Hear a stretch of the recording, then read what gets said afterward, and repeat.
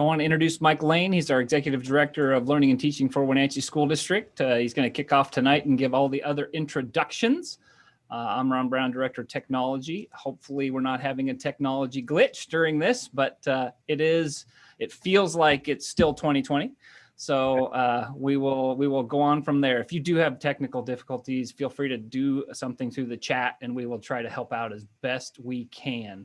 So I am out. I'll take care of the tech and I will leave it to the rest of the experts to give you a great show tonight. Awesome. Thank you, Ron. Good evening, everyone. My name is Mike Lane. I'm the Executive Director of Learning and Teaching for the Wenatchee School District. And on behalf of Superintendent Gordon and our Board of Directors, I would like to welcome you here and thank you for joining us to learn more about an important topic that impacts the health and wellness for students and adults alike. As the pandemic continues and we enter our dark winter months, supporting the health and well-being of our staff, our students, and the families in the Valley is vital, but schools can't do this work alone. In partnership with Confluence Health, the Wenatchee School District is pleased to announce the creation of the Well-Being Project, a series of informative and motivational virtual presentations to support the social, emotional wellness and resilience of our school community and our community at large. The Well-Being Project consists of two parts. First is national level speakers presenting webinars intended to help build resilience and overcome adversity. Both public and assembly style student events will be made available. Next week, our guest speaker will be Chase Milkey, who will be talking to our staff and our students. And then we'll also be making a presentation available to our families and our community. The second part of the project involves wellness and self-care. We've created a variety of short videos on various topics to support overall wellness. These videos are created by the professionals at Confluence Health, Catholic Charities, and the Wenatchee School District, and they're accessible on our YouTube channel. Recognizing and overcoming anxiety, stress management, coping with grief and loss are just a few of the videos that are currently sitting in the YouTube channel waiting for people to view. We are hoping that these resources will be accessed not just by the Wenatchee School District, but by our entire community. We're proud of our partnership with Confluence Health, and it's my pleasure to introduce Confluence Health psychologists Dr. Patrick Carrillo and Dr. Kasey Grass, who will be leading the presentation tonight. As Ron mentioned, we're planning for questions and answers at the end, so go ahead and submit your questions via the Zoom chat or Facebook comment feature. Ron Brown, Director of Technology, Diana Hagelin, Director of Communications, Dr. Corey Kalahar, Principal at Westside High School, and myself will be monitoring those questions, and we'll try to get some of those answered tonight. And also, as Ron mentioned, any questions that don't get answered tonight, we will put those on an FAQ and have those on our webpage for everybody to view. So now, please join me in welcoming Dr. Grass and Dr. Carrillo. Excellent. Thank you so much for that introduction, Mike. We're really thrilled to be here to be partnering with Wenatchee School District to talk about this really important topic. So Dr. Grass and I have really been working closely with the school district, with the leadership there, and with staff at the Wenatchee High School, as well as the middle and elementary schools. And, you know, our teams here at Confluence Health are really passionate about serving the needs of the community. So this is just another way that we see being able to tie in and provide this care. So without further ado, so that we can get to questions, we're going to go ahead and dive in, and Dr. Grass and I will be taking turns as we go through. So we're going to go ahead and start off. I'm going to share my screen so everyone can see our presentation. And so our talk today is called Depression. What is it and what can I do about it? So we're going to be talking to you a little bit about understanding what depression is. What does it look like? What do the symptoms appear to be like for a variety of people? How might it be different for different individuals? And then what are the types of things that we can do about it? Along with that, we're going to talk about suicide risk and how do we identify potential individuals who might be at risk for suicide? And again, how do we help connect them to resources? We'll wrap up talking about some of the resources in the community that you can turn to, and then we're excited to open it up for questions from all of you who are listening. We're going to be really mindful of the fact that this is being simultaneously translated and cast into Spanish on the Spanish channel here for Zoom. So we're going to try and make sure that Rosalinda, who is translating for us, can keep up with us. So every now and then we'll pause, take a breath, and make sure she's keeping up. All right, so we're going to start with Dr. Grass. Okay, thank you, Michael, and thank you, Dr. Carrillo, for the introduction. And yeah, we're excited to be here tonight and bring this information to you. So first, I'm just going to kind of start off tonight with talking a little bit about a broad overview of kind of what is depression and why are we here kind of talking about this topic today. So as many of you may be aware, but depression is one of the most common mental health disorders in the United States across all age spans. And it can really occur at any time to anyone. So it's not something that is specific to one specific age group or gender or ethnic group. It really kind of can touch us all. And we're going to talk a little bit about, some of the factors that might lead to someone experiencing an episode of depression. And it's more than just feeling down. So I think, the word depression sometimes is used a lot just to kind of describe maybe being sad, being down, having the blues. But we're going to talk about what is really the difference between maybe being sad or down sometimes and truly being depressed. What kind of differentiates that? Okay, next slide. So why is this important? It's important for a variety of reasons. I think that we'll kind of dig into a little bit more as we go along, but depression really can have a major impact on our mental health, our emotional health, as well as our physical health. And so I think, often we think about kind of that mental health or emotional piece, but we maybe don't think as much about what are some of those physical ways that depression can impact us. And so we'll definitely take some time to talk a little bit more about what those symptoms look like. And it can be serious enough to lead to suicide. So it's a very important topic that we want to bring some awareness to and talk about what are some of the things that we can do to help address that better. Next slide. And just a few statistics on kind of what depression looks like, especially related to kind of adolescents and teenagers. So about 20% of teens will experience depression before they reach adulthood. So that's 1 in 5, pretty significant amount. And at any given point in time, about 10 to 15% will suffer from some of the symptoms of depression. And about 2.3 million teens in the US will report at least one major depressive episode. What we know is the highest rates of depression are in the group from the 18 to 25-year-olds, and depression is more common in females than in males. Anything you want to add to that, Dr. Carrillo, before I hand it over to you? Thank you. I think the only thing to be aware of is these numbers are huge and they sound, enormous to think 1 in 5 teens might experience depression. Remember, statistics only come from reports. So these are the teens that are actually going in, talking to the school counselor, talking to their parents, going in and seeing their primary care provider. So even though these numbers sound big, the reality is it's probably even bigger. We know that there are a lot of you out there who may experience symptoms consistent with depression who may never talk about it. And that's one of the reasons that we're here today, to tell you this is important. This is why we're here talking about this. This is why we want to take away the stigma. We want to make this just a common conversation topic and make this easier for everyone, parents, students, staff, to recognize and acknowledge when this is going on and say, I need some help with this. So that's why we're here today. So I'm going to go in more details on this graphic on the next slide, but really this is just about understanding that there are so many ways that depression can present themselves. It's not just one way. Like Dr. Grass said earlier, it's not just about feeling sad. And it's a super common thing that you see all over Instagram, all over Snap, I'm feeling depressed today. Well, you might be feeling sad. It doesn't necessarily mean you're actually clinically depressed. And so what really is the difference? Let's talk a little bit about what clinical depression looks like. So what are some of these warning signs, right? The difference is that you might be feeling sad, but sadness is a normal human emotion. We all go through ups and downs. We go through waves. We're feeling good, we're feeling blah, we're feeling bad, we're feeling okay, we might be feeling great. The idea really of life is to expect that most of the time we're just going to be okay.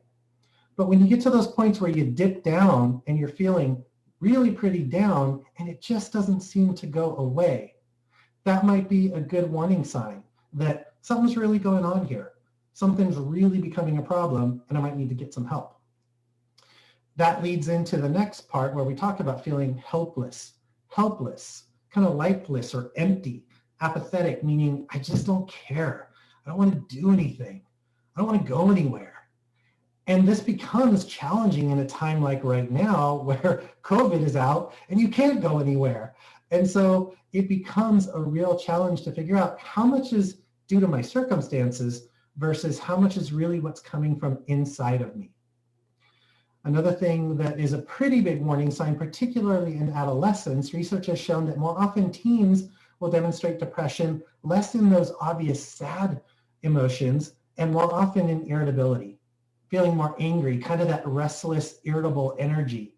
Having that won't be more common, right? And most parents out there who are watching are going to say, wait a minute, my teen is always irritable. And teens are like, no, I'm not. Well, okay, this means kind of that more than usual. So when you see your teen more irritable than the typical teen parents, that might be a warning sign. Sleeping more or less than usual, right? Another sign. If you don't want to get out of bed at all, and again, going beyond what the normal COVID is, where I can't go anywhere else, so why change out of my pajamas? But if you're like going for days, you're like, I don't even want to move out of my bed. There's nothing I want to do. That's a pretty big warning sign. Other warning signs, significant changes in appetite, right? And again, part of being a teen means your appetite's changing as you're going through these waves, and that's pretty normal. Parents for teens to go through some waves where they're in a growth spurt and they might be eating a lot more than usual. But if you start to see some really significant changes where they're saying, I don't know that I'm really hungry, but I'm eating all the time. Some of that is just boredom eating, and we know everybody does it, even though it's not the most healthy thing. But how do we pull ourselves out of it and recognize when it's becoming a problem? Most often we know that's when there's become significant changes in weight. If you have a really huge fluctuation either up or down in your weight, that might be cause for concern. Other warning signs that are more physical, like those unexplained aches and pains, right? I didn't do anything, I haven't really been active, but my back's really hurting, my neck's really hurting. Is that just because I was laying on my floor all day, playing Minecraft with my friends and looking upside down at my phone? Or did I just wake up and I've just been really achy for a week? Who knows? So things to pay attention to. Trouble concentrating, trouble remembering things. That might be a warning sign as well. And then obviously, bolded at the bottom, the real big thing is when you start having those thoughts of death or harming yourself, feeling like, you know what, I don't deserve to be alive anymore, or my life is so miserable, I can't go on. That's a really big warning sign, right? And that's the time to say, I don't want to wait anymore. I absolutely need to reach out. I need to talk to someone. All right, turning it back over to Dr. Grass. Okay, so I'm going to talk a little bit about what are some of the common risk factors? What are some of the things that we can kind of be aware of that might, put someone a little bit more at risk of having a major depressive episode? And I think this first one kind of speaks for itself from what all of us have experienced over this past year is loneliness and isolation. And I think that alone makes this topic so much more relevant for us to be talking about it tonight because of the pandemic and COVID restrictions, people are feeling way more lonely, much more isolation than they've probably ever felt in the past. And I know that, our behavioral health team has seen that with teenagers and families and adults. I mean, everyone of any age coming in just reporting very high rates of feeling lonely and isolated. And that does definitely, increase that risk of developing depression. And again, lack of social support. That's been a really hard one this year too. People may have great support systems, but they're not able to tap into them. They're not able to go to school and see their friends every day. They're not able to see their family over the holidays that we just experienced. So being, again, just kind of cut off from those natural supports that we would have and feeling just kind of more isolated and lonely because of that. Other kind of common risk factors can include like stressful life experiences. So this could be minor things to major things. It could be, a move to a different home, a different school, ending of a relationship, lots of different, stressors that could kind of predispose us to experiencing depression. Family or relationship problems, so, difficulties getting along with family members, and now all of a sudden you're forced to be at home with them all day long, every day. I know that's definitely put some strain on some relationships. Also just, a breakup of a romantic relationship, difficulties getting along with friends, all of those things can kind of fall into that. And certainly we know that use or abuse of alcohol or drugs can definitely increase the risk that someone might experience depression as well. Next slide. Again, just some more risk factors, a family history of depression, financial strain. That's definitely been something that lots of, families have had to deal with as well over this past year. Changes to living situations, maybe just not having the resources available that you're used to having for food or activities or different things like that.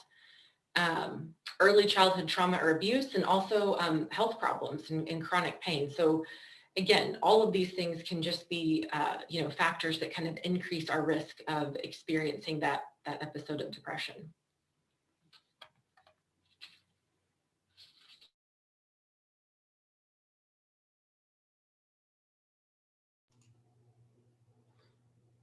I'm going to pause for a second. That was something to catch up to us. Okay, there we go. We can see her on a little screen trying frantically to keep up in Spanish. Thanks you, Rosie. So let's talk about suicide. And I mentioned this earlier, thoughts of death, right? That's a big warning sign for depression. And these are a few years old, but in 2017, there were 6,200 suicide deaths among adolescents across the United States. That's a horrifying number and something that we need to do better at reducing. I mean, ideally, the number would be 0. It's the 10th leading cause of death in the United States, but it is the 2nd leading cause of death for adolescents. Again, absolutely unacceptable. So how are we going to figure out how to improve on this, right? Part of it comes through this conversation. Part of it comes through people feeling less stigma about saying, I'm really struggling. I need to talk to somebody about this. I'm scared for myself, or I'm scared for my friend who's telling me this.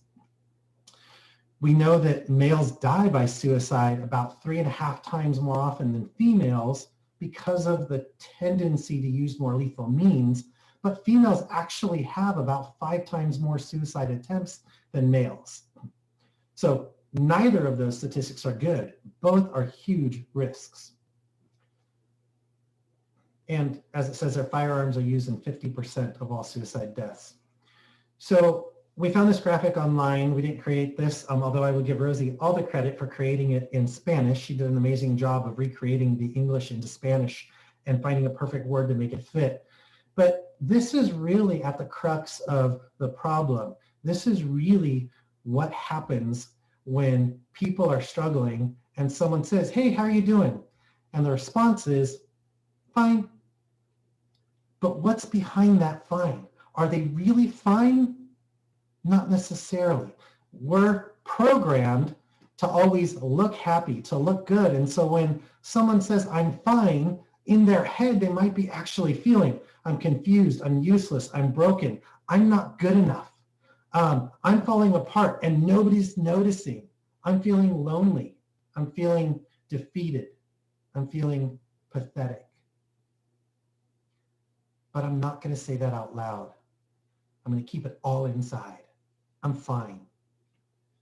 And what we need to do here in Wenatchee, in the world, is we've got to get better at saying, I'm not really doing fine. I'm actually having a hard time, and here's what's going on. And you don't need to fix it for me, my friend, but maybe just give me a hug, or maybe just help me come up with an idea of who can I go to get me some help. And I think part of it is we're afraid of putting a burden on somebody else, thinking they can't fix this. Well, and you might be right. Maybe the person you're talking to can't fix it, but maybe just the act of sharing how you're feeling is going to be enough to get that ball rolling, to help you feel confident enough to say it to the right person, to get the right kind of help that you need.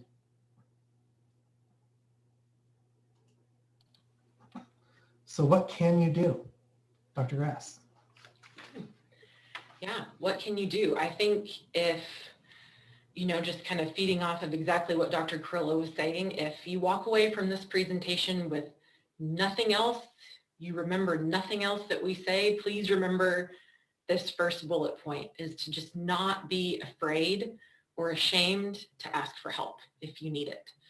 Because yes, while we know that, maybe your friend that you talk to or, even your family member that you talk to doesn't have the answer, answers are out there. And there are a lot of things that we can do to help people who are struggling with depression. One of those things is, talk to your primary care provider, talk to your healthcare team about treatment options and what those might include. It might include medication for depression.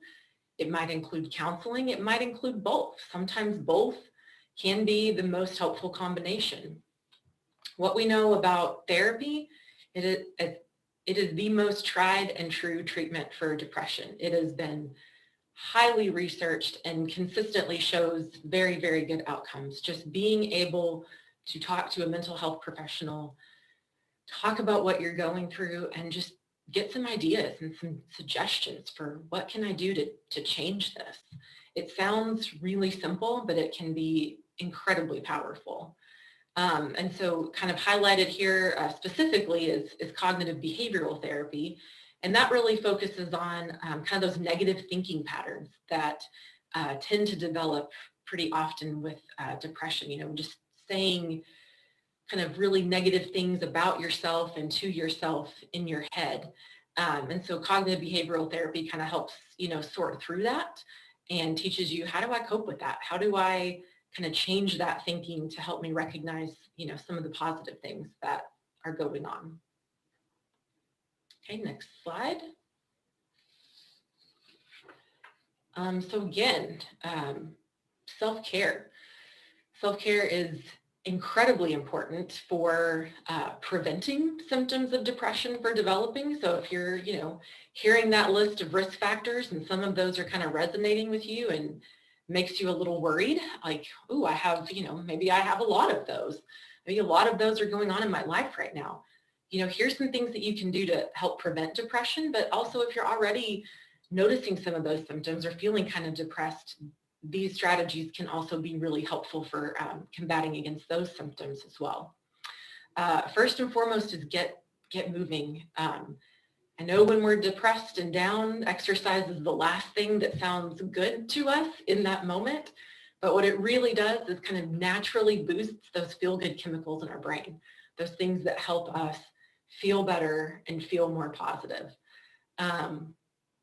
Eat healthy and stick to consistent sleep. Coming off of 2 weeks of, the holidays and being out of normal routines and rhythms, out of a whole year of being out of normal routines and rhythms, it's just the simple things like getting back to nutritious foods, having a consistent sleep schedule can really, really help as well. Making time for hobbies and interests, activities that, you normally would have enjoyed maybe prior to kind of feeling the way that you are, getting back into those, even if it's 10 minutes a day, you don't feel like doing it at all, but just doing it for a few minutes a day, doing that over time really starts to add up and you can really start to notice the difference.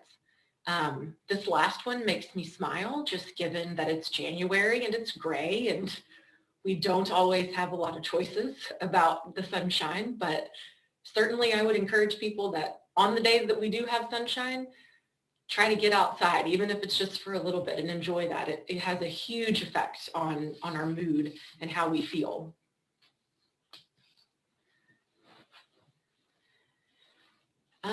And just some more self-care strategies, connecting with others. Again, we kind of talked about how that's been really difficult during the pandemic, and the recommendations have been stay away from people, keep your distance. And so I think you have to get really creative with ways to kind of stay connected with your supports, whether that's, attending, a faith community service online, whether that's, having a Zoom call with friends and family. It's important to still, try to make efforts around that and connect with others, even if it is, virtually for now. Another thing that's really important when we're depressed is doing things for other people. We get kind of so caught up in how we feel and kind of this, heavy kind of negative weight that feels like it's on us. And something that can really be simple and lift that weight is just think about somebody else. Is there a family member you didn't see over the holidays and you could send them a card just asking them how they're doing? If you have the resources to donate food to a food bank, just simple things that kind of get you outside of focusing so much on maybe what's not going well and how bad you're feeling, and thinking about what you can do for someone else.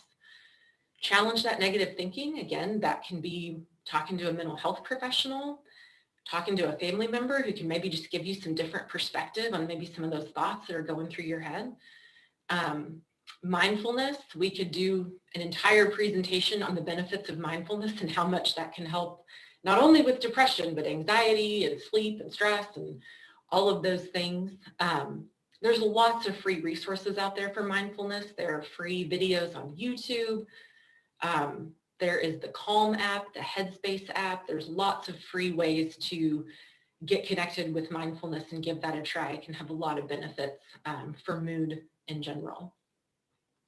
And just this last point here on this slide is really important. If you're having any thoughts of suicide, any of the things that we've kind of talked about on prior slides related to that, this is the community crisis line, and just don't hesitate to give them a call. They're available 24/7. There are trained professionals who can help you. They can talk you through whatever you're feeling in that moment and get you connected with the resources that you need to get through that moment of crisis.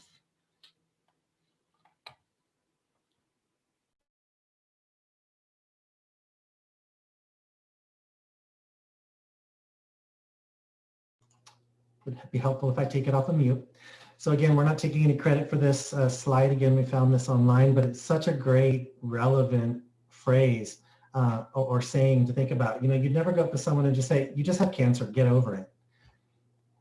But that seems to be the perspective that some people have around depression when they see it in others or feel it in themselves. Ugh, I'm just feeling down. I just need to get over it. Or they're just, get over it. You're depressed. So what? Everyone's struggling. But it's not that simple, right? Because as we've talked about over the course of this presentation, there are so many ways in which true clinical depression affects individuals across the way they feel physically, across the way they think, across the way they feel emotionally. All those pieces are interconnected. And when it all kind of combines into this whirlpool that just spirals you down, it can lead to a really deep, dark place that can lead to suicide risk. So we want to say it's not just a get over it thing, it's a get help kind of a thing. And the other thing I think that oftentimes people are afraid of is, well, I don't want to ask them if they're suicidal. Like, I'm worried about my friend, but I don't want to ask them, or I'm worried about my kid. Like, if I bring up suicide, they're probably going to do something, right? Maybe I'm going to give them that idea that this is an option.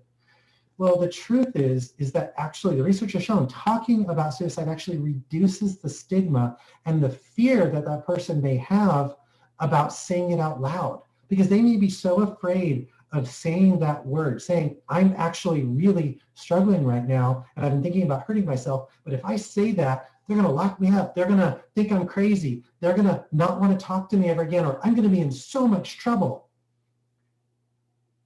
But the reality is we would rather know, as parents, as friends, as siblings, what's really going on so that we can help. And when you ask the question, you make it okay for someone to respond and say, yeah, I have been thinking about that. I'm worried. I'm scared. I don't know what to do. I need help. So don't be afraid. Ask. There's so many support resources out there. And for teens, I know that your parents aren't always the first person you think about to talk to. And in some cases, I'll be honest, it may not be the best resource. But most of the time, I'm going to say, your parents want to know and they want to help. And will they have all the answers? Absolutely not. I mean, I'm a parent. I've got a high schooler, a couple of middle schoolers, and an elementary student. I don't have all the answers. And I'm a psychologist. Okay, this is what I do. I don't have all the answers for my own kids. And I know that. But the reality is I want to help. Your parents want to help. So reach out, let them know. And if not them, find someone else that you trust. And you'll notice on the slide, in parentheses, it says adult, other adult family members, other adult trusted family friends. And we're absolutely not saying here that you can't talk to friends. But we want to really be clear. Your friends have the same lived life and experience, sort of, that you do. They have the same wisdom and knowledge, sort of, that you do. So they may not have the right answers or the right resources to connect you to, but look for those trusted adults in your life who maybe have a little more lived life experience, a little more wisdom, who can say, here's a resource for you.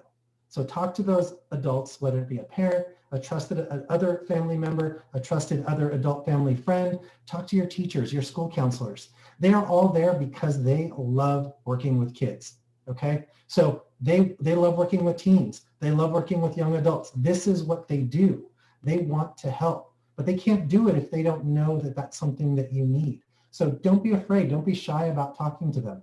When you're going to see your primary care doctor, or if you're going in, you bumped your knee and you're going for a checkup and you're struggling, that might be a great time to bring it up and say, yeah, I got this sprained knee, but I'm also really depressed and I'd like to get some help. They're going to get you connected. And you have all the numbers listed below of all the agencies in town. And Dr. Grass mentioned some of the benefits of psychotherapy.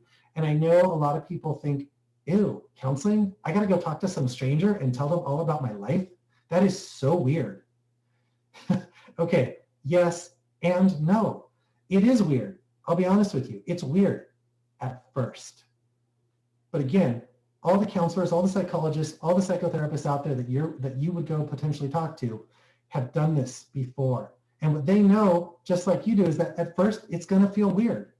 But part of the job is to make that weirdness less weird, to make it comfortable, to help you become comfortable to the point that you feel safe, trusting, and can share. So even if you're thinking this is going to be super weird, super crazy, awkward, give it a try. Trust me, it can work. Okay, give it a try. You have to understand, it says at the bottom, we are all here for you across all the agencies, across the region, family, teachers, primary care providers. Please reach out. We've got some references here for those of you who look at the slides later, different websites you can look to. There's great websites regarding suicide, depression. Please reach out. And finally, thank you. We are so honored to have been invited by the Wenatchee School District to partner with them on behalf of Dr. Grass and myself and all of the team members that we work with at Confluence Health and the other agencies in town.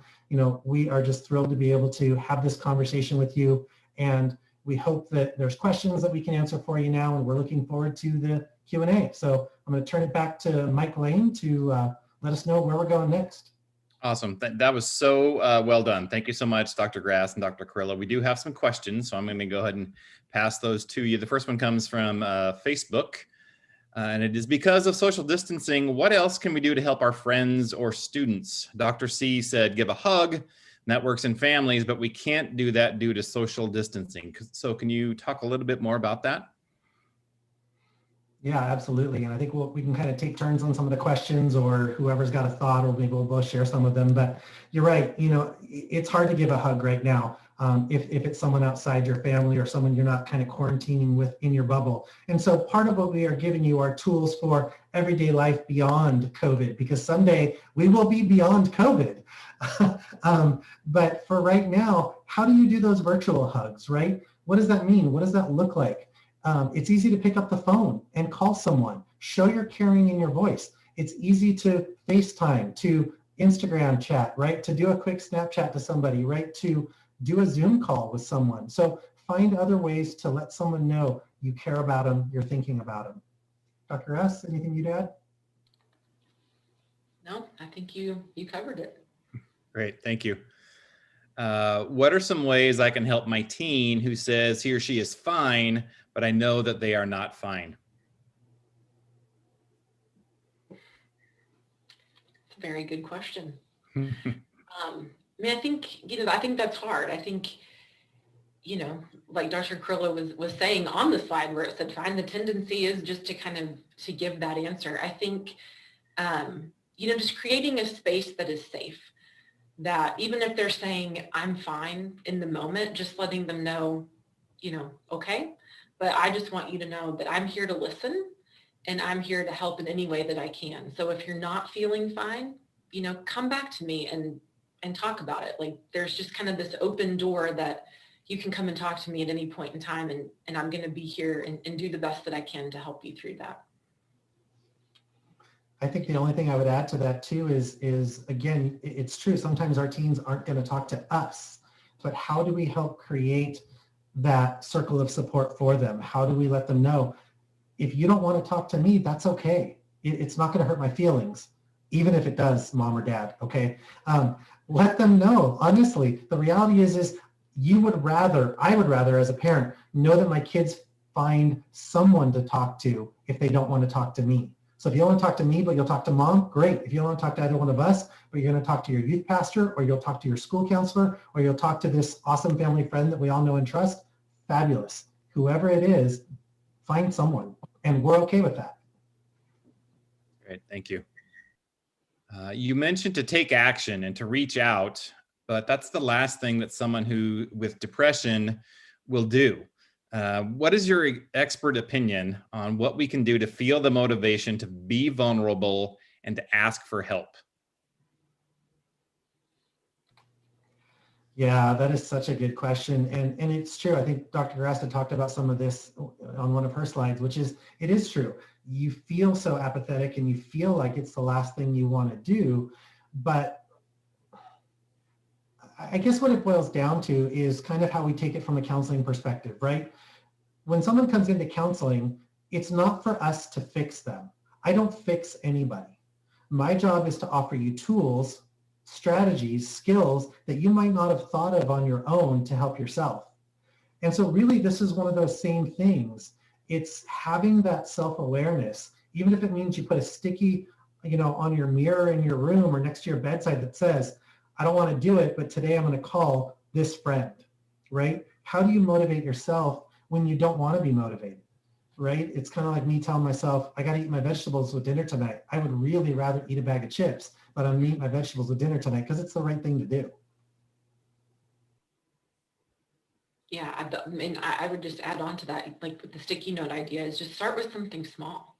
I mean, it's true. I mean, it's really hard to get past that hump of lack of motivation and feeling apathy, but just set a very small goal, even if it seems like, how would this possibly, be helpful? This is such a small step, but it's a step. And giving yourself kind of credit for those small steps that you're taking is also really important, because what we tend to do when we're depressed is to not recognize even those small things that we are doing well, or maybe that are going right throughout our day. Thank you. What can I do if my teen refuses to receive professional help?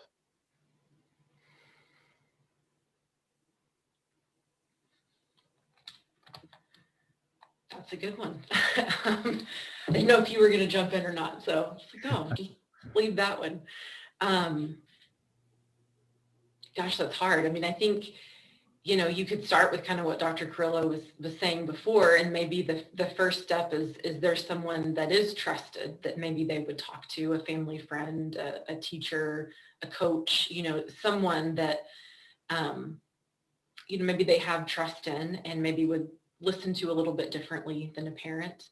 And maybe that person could help be a resource to help kind of open that door to the possibility of seeking more professional help. Yeah, I think that's great. I think that's a great starting point. And sometimes it's about having a really caring but serious conversation with your teen, because some of it really depends on your ability to gauge what is the level of severity. Like, what is my teen's, I'm feeling like they're struggling, I see it, but what is their level of function? Like, they're still passing their classes. I feel like they're really depressed because they're moping around home. They're not talking to anyone. They're constantly grumpy, but they're passing. right? So what is the level of function? And so how do you determine what level of intervention you need to provide as a parent? The reality is the law changed in Washington State July 1st of 2019. Prior to that, teens had the right to refuse to consent to treatment. As of July 2019, parents now have the right to take their teens into treatment without their consent.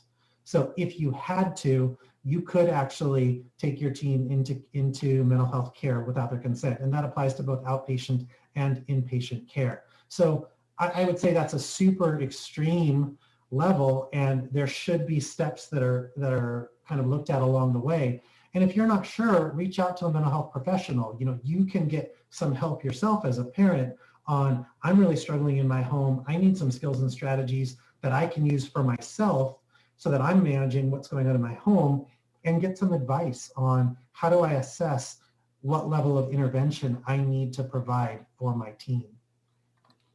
It was a great question. It's a tough one. Yeah, thank you. Here's another great question. I see a behavioral health specialist in town, but I don't feel like they show me ways I can help myself. I have talked to my parents, but they don't believe me. What else can I do? At any point, if you feel like your counseling isn't working, you have the right to see somebody else. And you should feel okay with that, because counseling is all about number one, the relationship that you have with that therapist or psychologist. And two, what is the benefit that you feel you're perceiving? If you feel like you're not benefiting from that relationship, number one, I would say absolutely tell your provider, I'm not feeling like I'm getting what I'm looking for out of this. Here's what I'm looking for. I need some ideas. I need some strategies. I don't just want to talk about my frustration with everything. I don't want to come in here and sit down and have coffee with you. I need some ideas, some tools, and give them an opportunity. If you feel like they're not open to that, or they're like, well, I feel like I've tried that and it just hasn't worked, then it's okay to say, well, can you refer me to someone else? And if they're unwilling to do that, then reach out through your school counselor or through your primary care provider and say, who else could you possibly refer me to? Look at those phone numbers that we listed on there for Confluence Health, Behavioral Health, CBCH, Catholic Charities, Children's Home Society. Again, there are a lot of providers in this town, and counseling is really about a fit. And the reality is all our personalities are different, and one of your friends may think this is an amazing counselor for me and they're awesome and I love them. Someone else may be like, nope, that does not work for me. So it's really about who do you fit with. Great, thank you.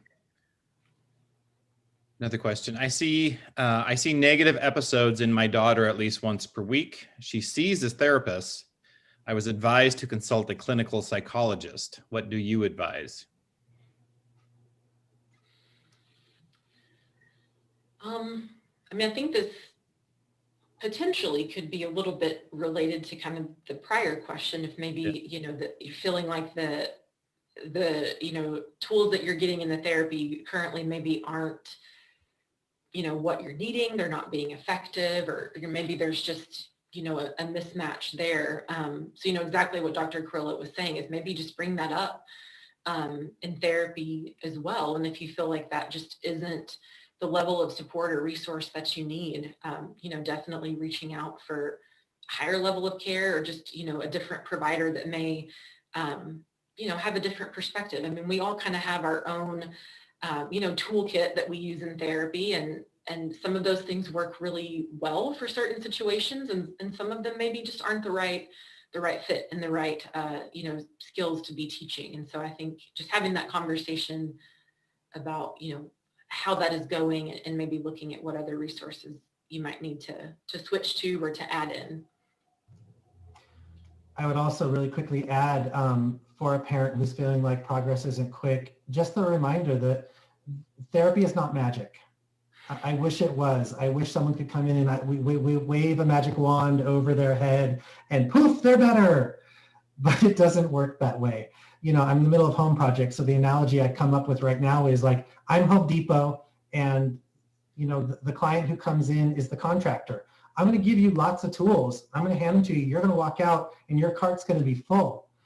But if you take that cart home and you stick it in your garage and you don't open a single box and never use a single one of those tools, your home isn't getting built. And so part of it is also asking, what is the motivation of the client who's coming in? So for this mom who's asking this question, or dad, I don't know, I didn't see who it was, but the parent who's asking the question, some of it may be, is your child truly motivated to make change right now? And are they doing some of the work? Sometimes someone is just not in the right place where they're ready to do the work. And we have to be open and honest and acknowledge when that happens. And sometimes that means they need a break from therapy for a little while and come back when they're sort of living with some life consequences as a result of their behavior, and they're a little more motivated and ready to come in and work on change. So I would also say, as a parent, kind of got to manage your own expectations too, of feeling like, wow, I've been here for 2 sessions and my kid should be fixed. No, we don't fix anybody, and there is no magic. We give you tools so you can fix what's going on for yourself. Great. Hopefully that helps. What are strategies the two doctors use in their own daily lives to support their well-being? That's a fun one. Okay.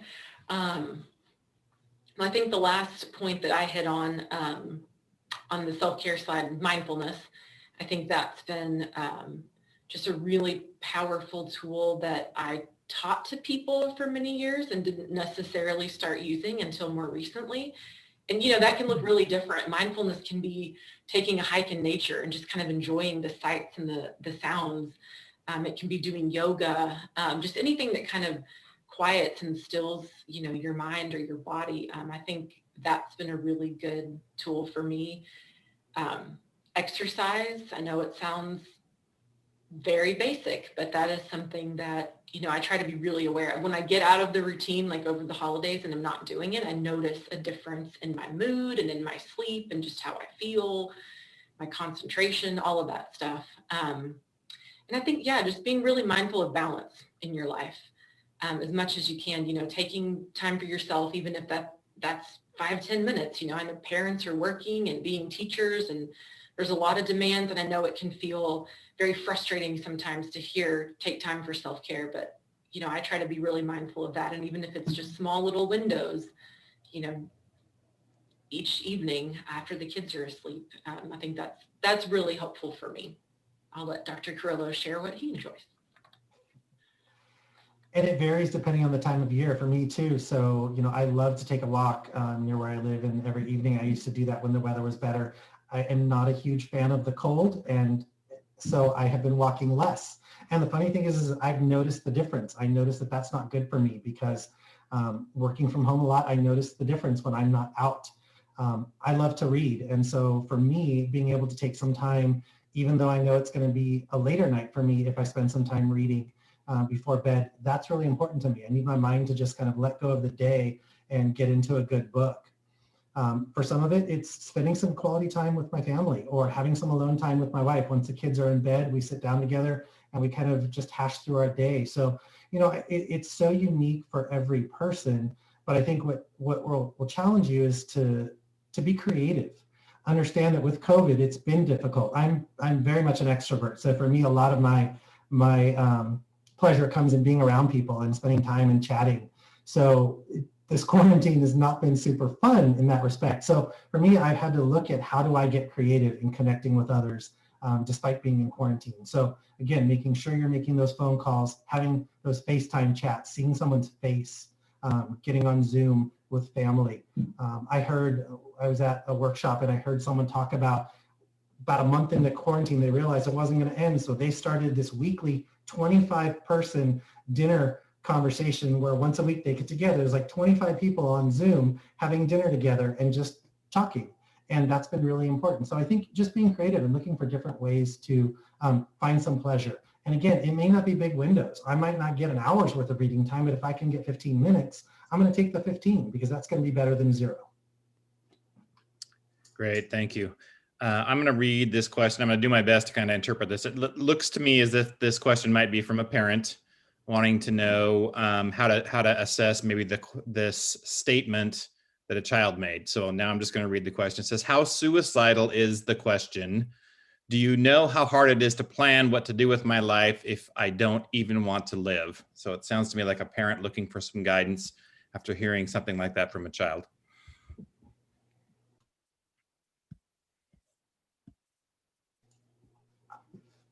I'm sure you're looking for some comfort or confirmation in terms of giving that a rating. Like, I don't know that I could give that a rating because it's going to depend on your child. Some of that might just be their way of saying, I need you to listen to me. I need you to hear that I'm struggling, but I'm not really going to do that. But I'm really having a hard time. For another adolescent, that might be really saying, I'm at rock bottom. I have 0 options left. This is how close to the edge I am right now. So I don't have an answer in terms of saying how suicidal that is, but I think it's very clear that they're trying to communicate that they're struggling. And I think that is basically an awesome opening for you to say, wow, that sounds really intense. That's a huge feeling. Can we talk about that some more? And take it from there. They're going to guide you and follow along with them. Dr. Grass, anything you'd add? No, I mean, I completely agree. It does vary so much by situation. I think, sometimes those statements are said because they are very serious and real, and that is how they feel. And sometimes they're said out of frustration in the moment. But I think the important thing is just to always take it very seriously. Even if you think they're just blowing off steam because they're mad at me for, asking them this question for the 100th time. But I think when you hear something like that, even if you feel like that's what it is just still taking it seriously and still, like, Dr. Carrillo was saying, take that moment, that opportunity, that door is open to talk about those feelings and what that might mean for them, individually in that moment. Thank you. And I think we'll have this be our final question. And to any of our viewers, any questions that didn't get answered live, we will have those on a Q&A, have those up early next week on our website. So this question appears to be from a student. It says, how do you help with fighting with parents and wanting to run away?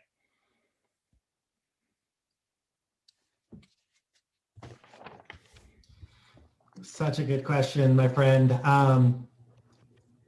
Again, just like the previous question, there is no easy answer because every family dynamic is different. So I think if you're truly feeling that way, then it's feeling like you're feeling so disconnected in your own home that you don't feel like these are the people I can talk to. If your solution is, I need to get away from this, then it sounds like maybe for you, you need to reach out to another trusted adult and figure out who can that be. And if you're at the high school, any of your school counselors, any of your teachers, your student support specialists, Bob and Sarah, they are amazing people and they want to help. So I think that if you can find that courage to reach out to another trusted adult and say, this is where I'm at. This is how awful it's feeling for me that I just want to get away from it all.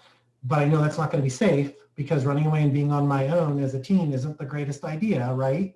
So who can I talk to? Who can I trust? And if you're not sure who that person can be, then I'm going to ask you to really be brave and call one of those people anyway, even if you're not close or connected to them, even if you've never talked to your school counselor before, you've never talked to one of the student support specialists. I'm going to say, please call one of them anyway and say, here's where I'm at, and ask for some support. And they'll get you connected, I promise. They are so good about that.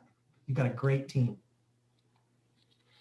One other just resource that I would add in that I actually don't think we included on our slides, but it is available through the, we gave the crisis line that you can call if you're in crisis, but there's also a teen text line.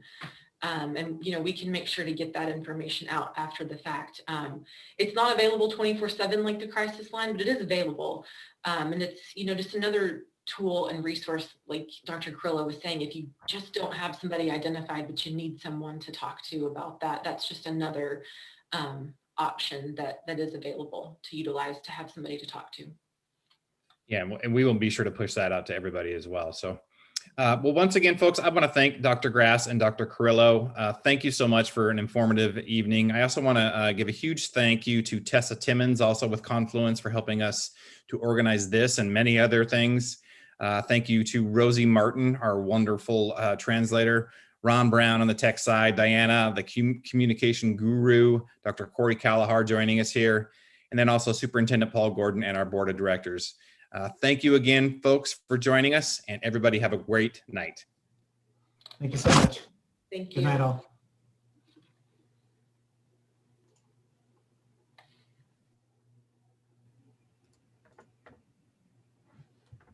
Thanks everybody for tuning in. You will find this recording on our YouTube channel. It will be stored there. It'll also be stored in our Facebook video feed. Dr. Carrillo just shared a slide with all the support resources he mentioned in the phone numbers. We'll leave that up for a couple minutes. And you should be able to, as Mike Lane said, find the FAQ document on our website in the next couple of days also.